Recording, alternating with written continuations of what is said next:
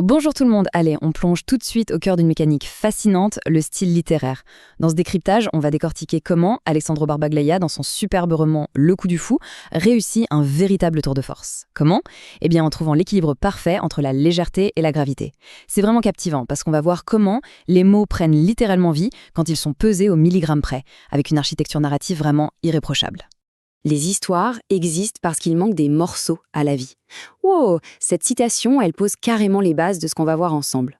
En fait, la littérature, ça ne sert pas juste à raconter ce qui s'est passé. Ça vient colmater les brèches, ça vient donner de l'écho au silence et au manque de l'existence. Et pour que ces fragments prennent vie et que ça sonne vrai, l'auteur doit ajuster son style avec une précision d'orfèvre. Pour décoder cette méthode, notre analyse va se faire en 5 étapes. D'abord, l'équilibre des forces littéraires. Puis on fera un petit passage sous la table de l'enfance, avant de basculer vers Bobby Fischer et la folie, pour aborder ensuite l'art délicat de la retenue, et on terminera sur l'harmonie des contraires. C'est parti! On commence tout de suite avec notre premier point, l'équilibre des forces littéraires. Alors, ce qui est dingue ici, c'est que la légèreté et la gravité, on pourrait croire qu'elles s'opposent, non? Eh bien, pas du tout. Ce ne sont pas des ennemis. Au contraire, ce sont des contrepoids absolument essentiels qui travaillent ensemble. Si un texte est trop lourd, il devient une brique, indigeste, impossible à lire. Mais sans gravité, il s'envole et n'a plus de consistance. C'est vraiment cette interaction, cette friction entre les deux qui crée une tension parfaite et empêche le récit de devenir ennuyeux. Passons à notre deuxième point, une illustration parfaite de cette idée, sous la table de l'enfance. Pour bien comprendre, mettons-nous en situation. L'auteur nous plonge dans un souvenir hyper précis. Le narrateur, encore enfant, est caché sous une grande table pendant un repas d'adultes. Au-dessus, c'est le chaos. Quelqu'un lance « Qui vous voulez libérer, Jésus ou Barabbas ?» Et là, tous les adultes hurlent « Barabbas » en levant leur verre. C'est bruyant, c'est théâtral, c'est super léger. L'auteur utilise ce vacarme pour faire diversion. On rit, on baisse la garde, et c'est exactement là qu'il nous attend pour lâcher une encre émotionnelle beaucoup plus lourde. Parce que juste après ce hurlement collectif, qu'est-ce qu'on entend? Jésus. Un tout petit murmure, celui de l'enfant sous la table. Le contraste est monumental. Cette toute petite voix isolée vient couper l'herbe sous le pied de ce vacarme festif.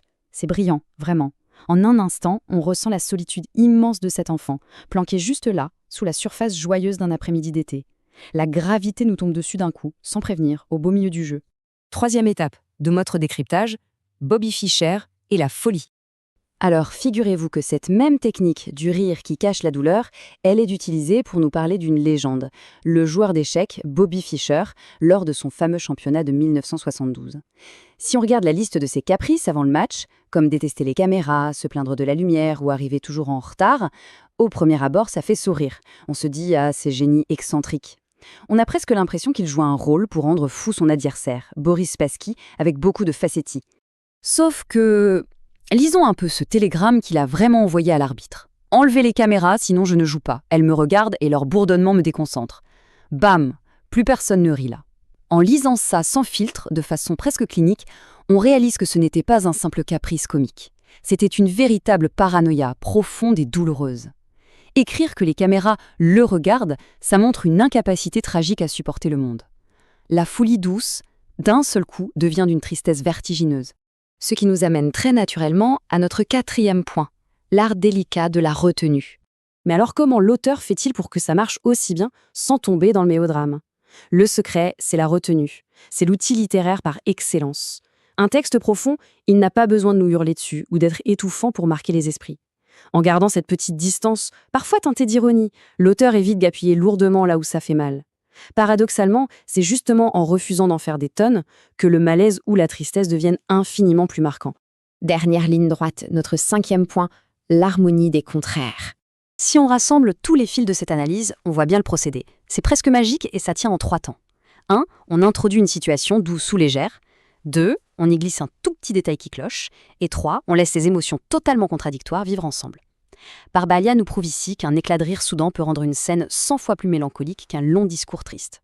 C'est la preuve ultime que la vie permet à des émotions totalement opposées de partager la même pièce sans jamais se détruire. On arrive à la fin de notre décryptage et il y a de quoi se poser une vraie question de fond.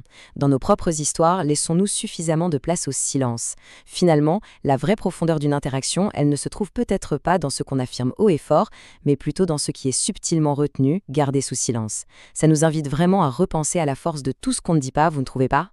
Merci d'avoir suivi cette analyse et on se retrouve très vite pour la suite.